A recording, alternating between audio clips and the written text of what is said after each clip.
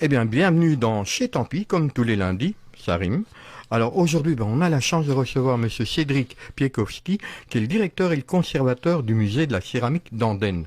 Vous nous direz, mais pourquoi vient-il ce monsieur? Eh bien, il vient parce qu'il va nous parler d'une exposition, d'une très belle exposition, qui s'intitule Rapport fusionnel, point, étain et céramique. Et c'est une exposition qui dure jusqu'au 9 novembre. Mais pour en savoir plus, vous restez avec nous et on vous passe un peu de musique avec un CD. Le groupe s'appelle Magica Bula Brass Band et le morceau s'intitule Work Song. Eh bien, Monsieur Piekowski, bonjour. Vous êtes ici donc, je le redis, pour nous parler d'une exposition intitulée Rapport fusionnel étain et céramique. Mon Dieu, quel est justement le rapport entre l'étain, c'est un métal. Alors, quel est le rapport avec la céramique? Tout d'abord, bonjour. Bonjour, c'est vrai. Voilà. L'étain est une des matières qu'on oublie souvent quand on parle de céramique, parce que c'est grosso modo ce qui recouvre la terre quand elle a été cuite. Et c'est ce qu'on voulait mettre un peu en perspective. Ça, c'est un des aspects de l'étain par rapport à la céramique, mais on la retrouve également pour agrémenter les objets, pour les renforcer, pour les rendre plus beaux. Comme c'était une matière pour les nobles à l'époque, comme la faïence. En fait, on parle de faïence là.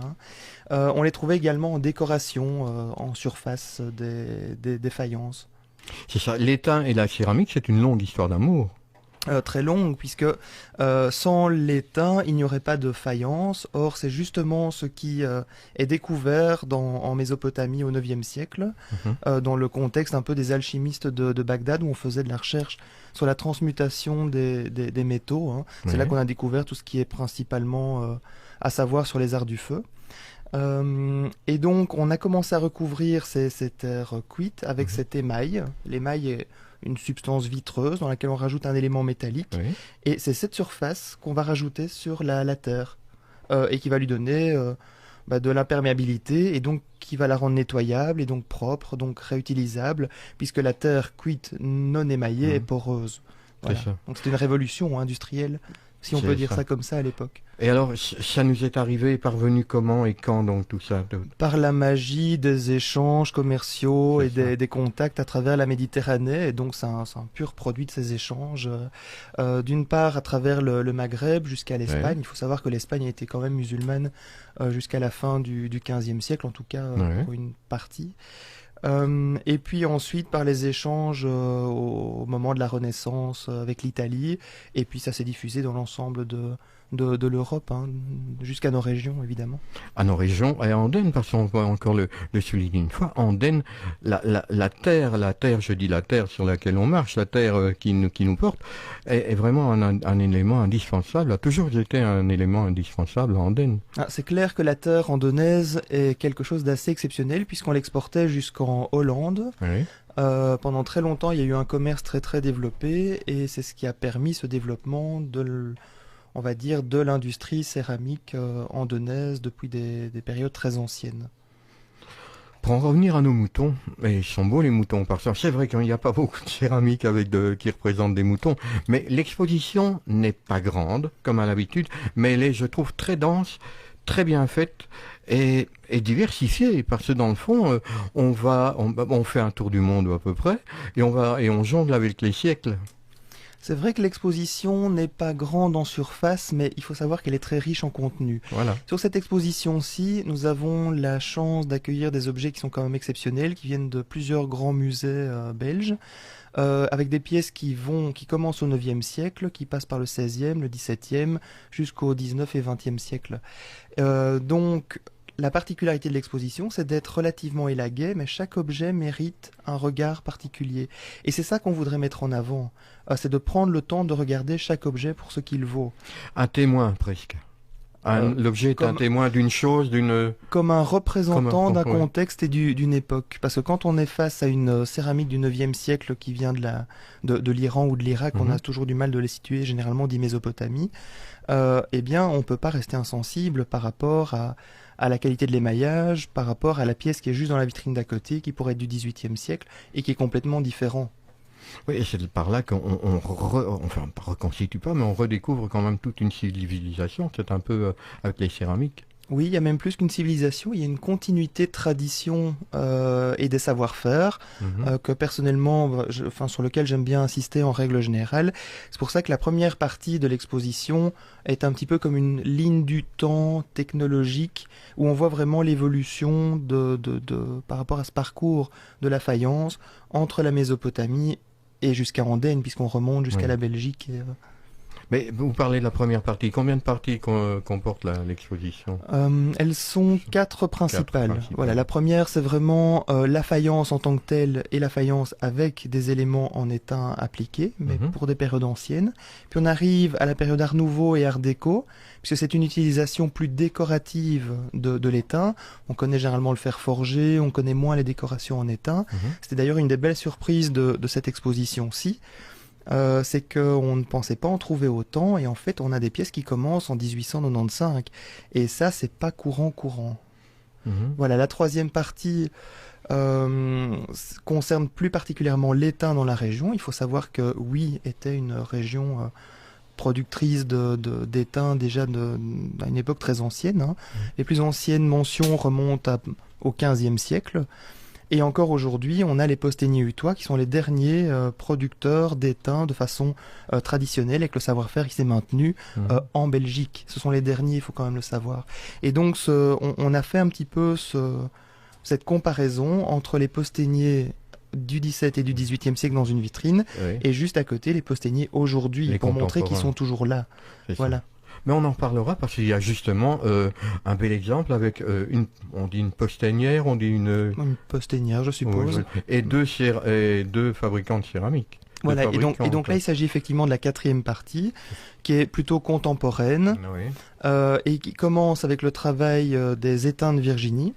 Voilà, qui est une réappropriation, on peut vraiment dire ça, une réappropriation de la matière étain utilisée presque pure, qui ressemble à de l'argent. Ah, de l'argent, oui. Voilà, avec laquelle elle fait, puisqu'elle est illustratrice de bande dessinée, donc elle fait des personnages de bande dessinée, mais elle fait également des bijoux. Et donc, sur cette rencontre avec Virginie, ce que nous avons fait au musée, c'est élaborer un petit peu cette quatrième partie autour de la réappropriation des savoir-faire anciens. Et donc là, il y a eu un petit peu carte blanche à plusieurs céramistes, dont font partie Sonia Pignolet, qui est de la région d'Andenne, et de Antonio Lapone, qui est illustrateur de bande dessinée, qui ont fait une œuvre, certes, mais c'est une œuvre collaborative d'une grande richesse, puisque ça recoupe à la fois le champ du dessin, de l'étain et de la céramique. Nous, on va pas parler d'un autre chant, on va réécouter donc le Magica Bula. Alors, c'est dans Spiderman. Mais quand on admire toutes ces choses, on admire les céramiques, on admire l'étain, mais il y a une chose qu'on ne met pas, je trouve, en lumière, c'est le départ du tout, le minéral, les minéraux. C'est clair qu'avant d'obtenir de l'étain à l'état utilisable, il faut d'abord aller l'extraire, et on l'extrait à partir d'une roche principalement. Enfin, il y en a 4 différentes, mais il y en a une principale, c'est la cassitérite. Et les gisements de cassitérite, en fait, on ne les trouvait pas partout en Europe. Enfin, si on peut parler d'Europe telle qu'on la conçoit aujourd'hui. On trouvait les mines principales à Huelva en Espagne et dans les Cornouailles en Angleterre. Et donc, en fait, c'est ça aussi qu'il faut bien se dire, c'est que l'étain, à ces époques-là, était importé et nécessitait, du coup, d'avoir de l'argent pour pouvoir l'acheter. Ça coûtait de l'argent à faire venir et donc à utiliser. Quand on voit de l'étain, ça a un petit peu perdu cette connotation maintenant, parce qu'on en a beaucoup vu dans des époques qui rappellent un petit peu les intérieurs de grand-mère, mais il faut se rappeler que cette matière était une matière de nobles, matière d'aristocrates, et on ne le trouve que sur des produits pour les nobles à cette époque, dont faisait partie la faïence. La faïence, qui a cet aspect un peu rustique aujourd'hui, donne l'impression que c'est quelque chose de rustique, mais en réalité non. C'est bien. On a parlé des minéraux, on va parler des formes aussi. Alors la particularité des arts décoratifs, c'est souvent de les voir liés les uns aux autres par une question de forme, une question formelle. Avec l'étain, ce qui est intéressant, c'est de voir que l'étain ayant cette propriété de ressembler un peu à de l'argent, a régulièrement remplacer l'argent, soit quand on en manquait, soit parce que c'était quand même un peu moins cher que les plâtreries en argent. Donc on retrouve la même typologie de forme. Mais ce qu'on ne sait pas tout à fait, enfin ce qu'on ne sait pas toujours, c'est qu'en céramique aussi, Oui. on retrouve les mêmes typologies de formes qui imitaient l'argenterie. On pourrait dire par extension qu'ils pouvaient imiter également l'étain.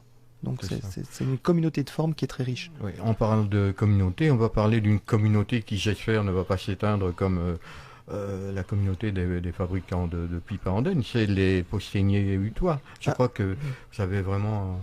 disons qu'on a eu un coup de cœur au musée avec cette rencontre des Postignets hutois qui maintiennent une tradition très très ancienne. Ils ont... Le moment où ils ont vraiment redémarré toute cette production, c'est les années, tout début des années 50. Puis ils ont été invités pour l'exposition universelle de 1958 par l'État belge, de manière à montrer les savoir-faire. Là, ça a été un boom, et dans les années 80, ils ont occupé jusqu'à 180 personnes. Tandis que maintenant, la production se limite à un jour par semaine, faute de considération suffisante pour leur art.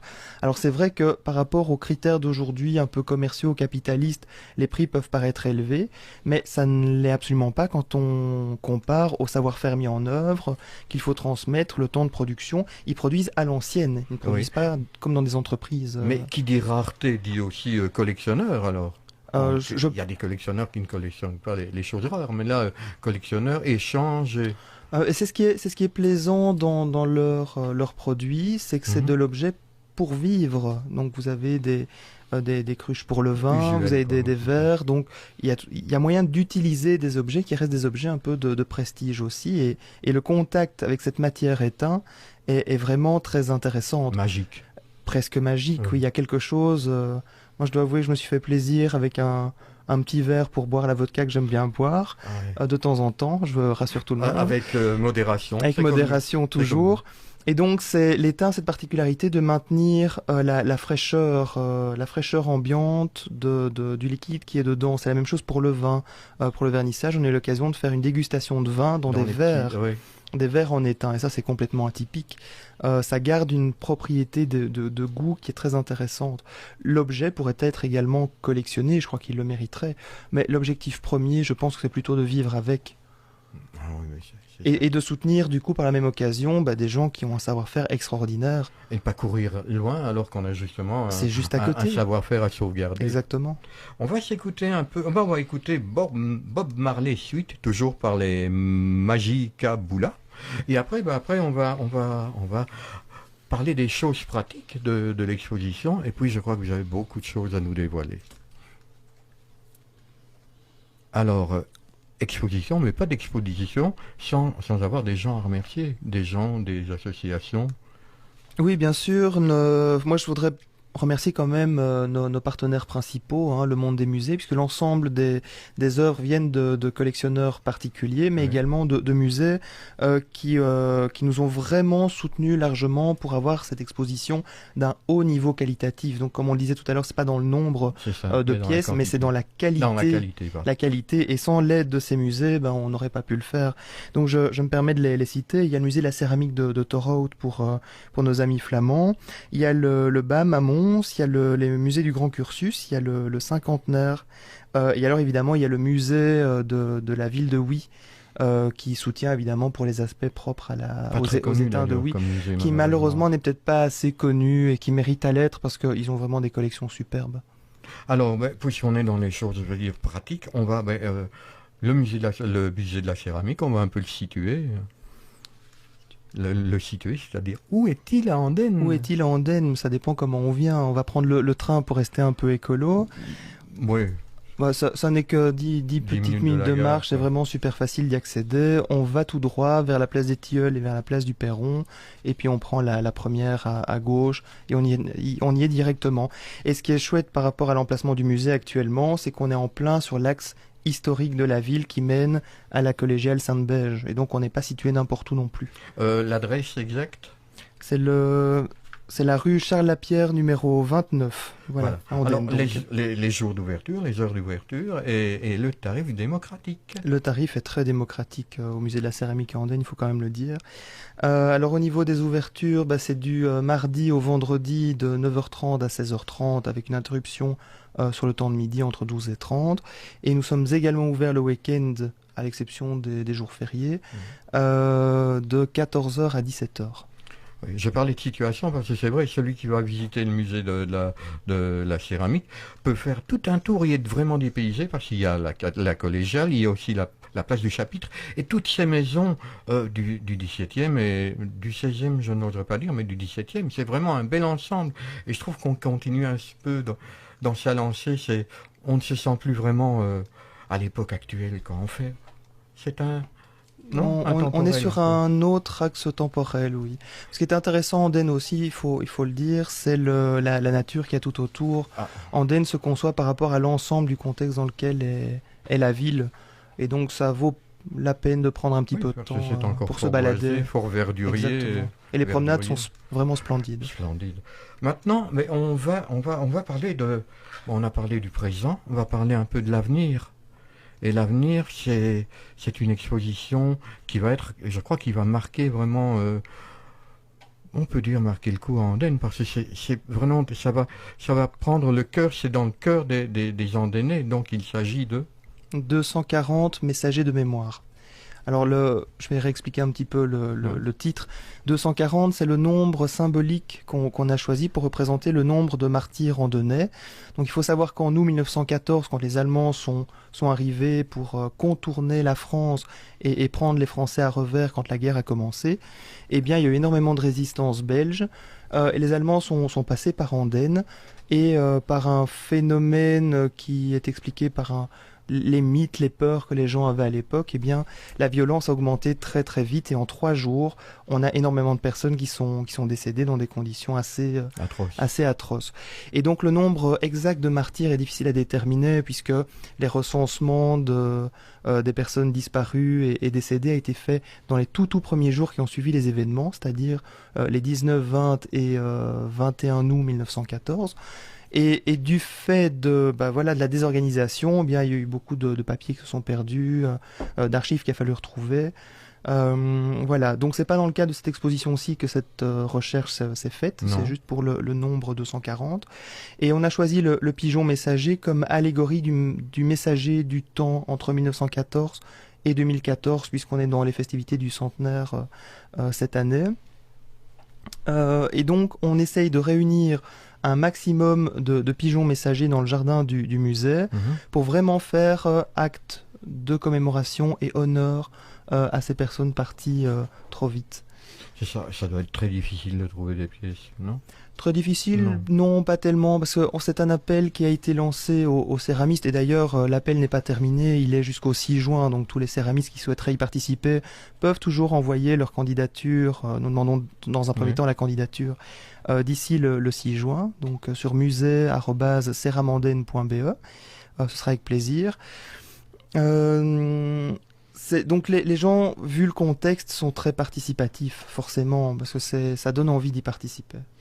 Et il y aura que des pièces contemporaines ou il y aura d'autres pièces plus anciennes ? Non, ça se fait dans le jardin du musée, donc ce sont plutôt des pièces d'aujourd'hui, de céramistes. On voulait actualiser un peu cette commémoration en quelque sorte. Donc on n'est pas vraiment dans ce travail patrimonial comme le musée a tendance à l'être. On est dans un autre rapport. C'est la raison pour laquelle on s'est associé pour l'événement au Centre culturel d'Andenne. Oui, parce qu'au Centre culturel d'Andenne, il va y avoir une exposition. Au Centre culturel d'Andenne, il y a une exposition centrée, elle, sur Andenne, ville martyre. Donc là, c'est vraiment l'histoire des Andennais individuellement, avec les événements heure par heure. Et donc finalement, ce sont 2 expositions qui se complètent. Il faut savoir qu'il y a 2-3 lieux de recueillement. Donc à cette occasion-là, il y a la liste dans la collégiale, la liste des martyrs. Ce sera certes l'occasion de parcourir Andenne avec les différents monuments. Il faut savoir aussi une chose, c'est que Andenne est un peu particulière au niveau de la commémoration, parce qu'on ne fait pas que de la commémoration militaire ou civile, on fait les deux. Et les monuments sont représentatifs également de cette double commémoration.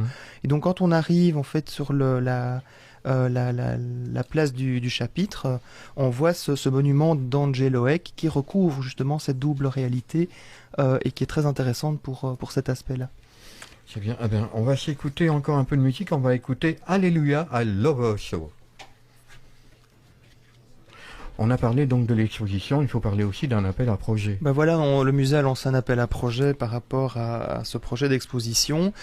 Il est accessible sur le site du musée, donc www.ceramanden.be. Les céramistes qui souhaiteraient y participer, ben voilà, je les invite à aller découvrir cet appel à projet et éventuellement y participer.